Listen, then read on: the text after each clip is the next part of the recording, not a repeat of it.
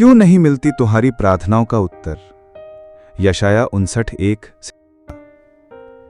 देखो, यहोवा का हाथ छोटा नहीं हो गया है कि वह उद्धार न कर सके, और उसका कान भारी नहीं हो गया है कि वह सुन न सके, परंतु तुम्हारे अधर्म की बातें तुम्हारे और तुम्हारे परमेश्वर के बीच में विभाजन डालने वाली हुई हैं, और तुम्हारे पापों के कारण उसने अपना मुंह तुमसे छिपा लिया है कि वह नहीं सुनता।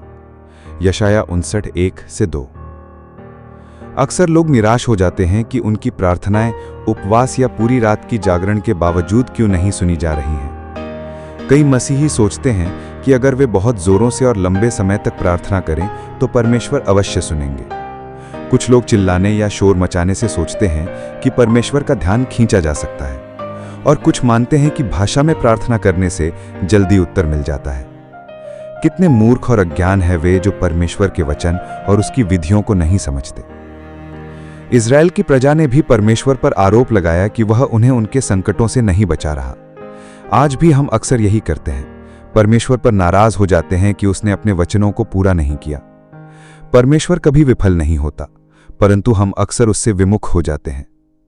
यदि ऐसा लगे कि परमेश्वर अब हमारी प्रार्थनाओं का उत्तर नहीं दे रहे हैं, तो हमें ईमानदारी से अपने जीवन का निरीक्षण करना चाहिए कि कहीं हमने पाप में तो नहीं चलना शुरू कर लिया। हमें परमेश्वर से प्रार्थना करनी चाहिए कि वह हमें वो सच्चाई दिखाए जिसे हम खुद नहीं देख पा रहे। जब हम यह पहचान लें कि हमने कहाँ परमेश्वर की इच्छा के विरुद्ध कार्य किया, तो हम अपने पाप को अंगीकार कर सकते हैं, दिशा बदल सकते हैं और परमेश्वर से सहायता मांग सकते हैं। अक्सर हम अपने पापों का सामना करने से डरते हैं। हमें भय होता है कि सच्चाई जानकर हम टूट जाएंगे, इसलिए हम झूठ बोलने और छिपाने लगते हैं।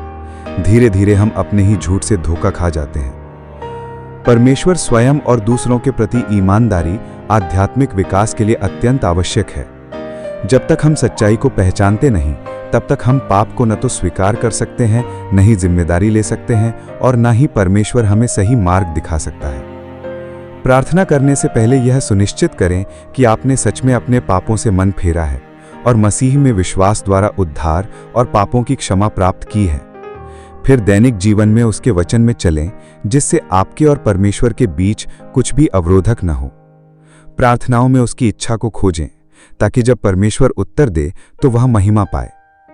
1 यूहन्ना 5:13-15 को ध्यान से पढ़ें और अध्ययन करें। प्रार्थना पूर्वक।